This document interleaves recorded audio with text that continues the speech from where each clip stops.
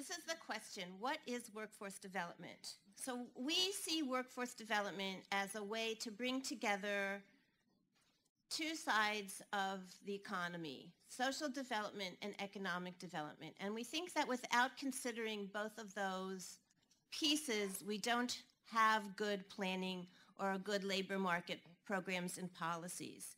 And what we have in our current context in many places, in particular in government, no matter what level, is that social development and economic development each occupy their own very comfortable, neat silos behind very big walls. And sometimes they meet, not often. And so when you treat people and money in opposition to each other, you don't get policies that bring people and jobs together in a meaningful way. So good workforce development policy and planning asks a few simple questions, which are, does our community have the skill sets that businesses need? Do we have the right infrastructure in place to support the businesses that want to be here?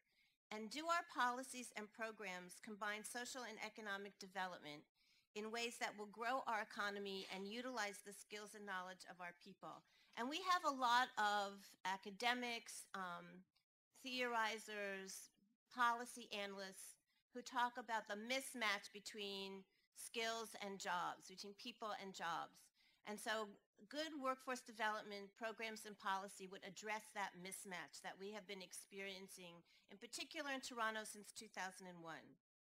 We see workforce development as a way in which labor market stakeholders such as business, labor, government, education, and training providers, and workforce intermediaries, which is what we see the Toronto Workforce Innovation Group as working together to create a climate for economic growth and prosperity supported by a skilled and knowledgeable workforce. And we know that in particular in Toronto, we have an incredibly skilled and knowledgeable workforce. And we know for some of the work that we've done and that the Metcalf Foundation just released that we have way too many people who are eligible and qualified and skilled for knowledge work jobs who are working out of the knowledge sector because there aren't enough jobs to accommodate them. And that's not a good situation. So we hope that through putting forward an agenda around workforce development, that the growth of people, communities, and societies becomes an integral part of economic growth. We think that the economy is unlikely to flourish in any sustainable manner unless we do that. Really, it's about people and jobs. So who are the stakeholders? Job seekers, education systems, training systems such as the government-funded Employment Ontario systems, private trainers, all the other people that are involved in career counseling, and those kind of people, all levels of government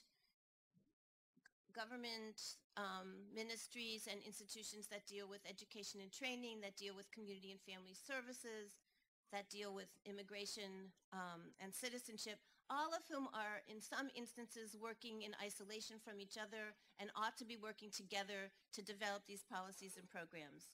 Businesses who want to have skilled employees and often tell us that they don't know where to find them, and labor unions who ought to be part of this picture.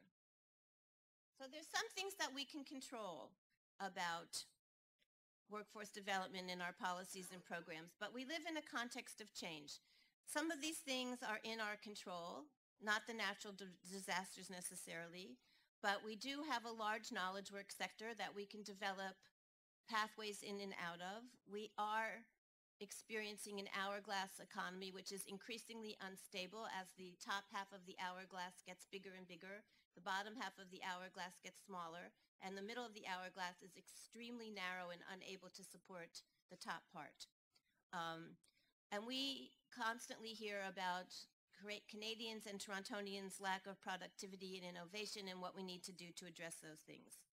So if we could match the right people with the right jobs, it would be easier if we knew what to expect in the future. But since my glass ball has not appeared lately, when we can't be fortune tellers and prophets, we're not able to figure out exactly what the future will hold. But we do know that we have choices, and actions that we take now will shape our future.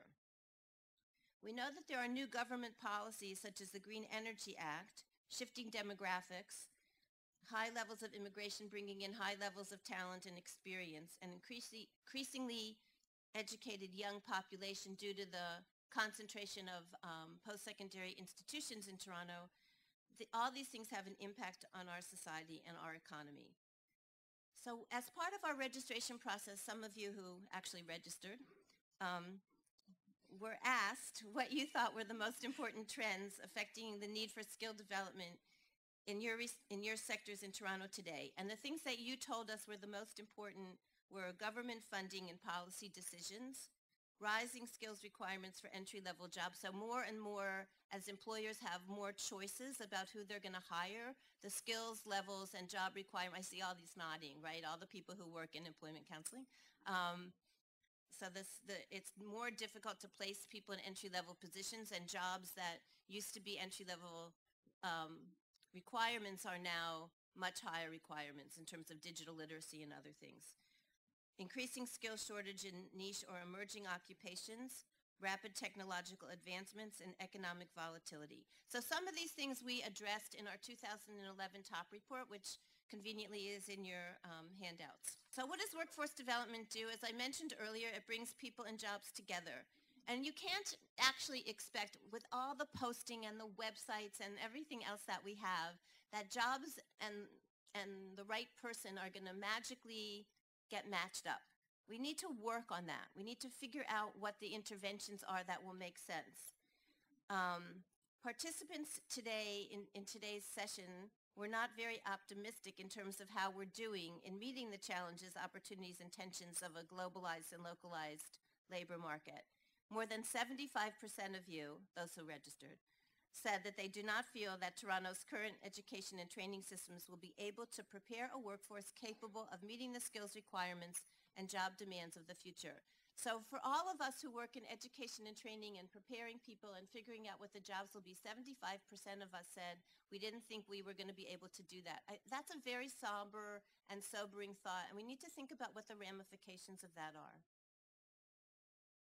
So how do we move forward? We think that we should have a common vision, in particular in the GTA, for what social economic development and prosperity will look like. And if we don't have one, how will we know if we're succeeding in terms of meeting our goals and creating a future workforce with the skills and knowledge that we'll need? How will we decide what changes have to be made in order to reach our goals? These are some of the questions that we are asking you today. So I'm just going to a little bit about who we are and what we do. We convene discussions and events of this kind. We collaborate on workforce development projects, and we do research and analyze data about the labor market. We would like to facilitate a collaborative envisioning process among stakeholders that contributes to positive social economic development in the city.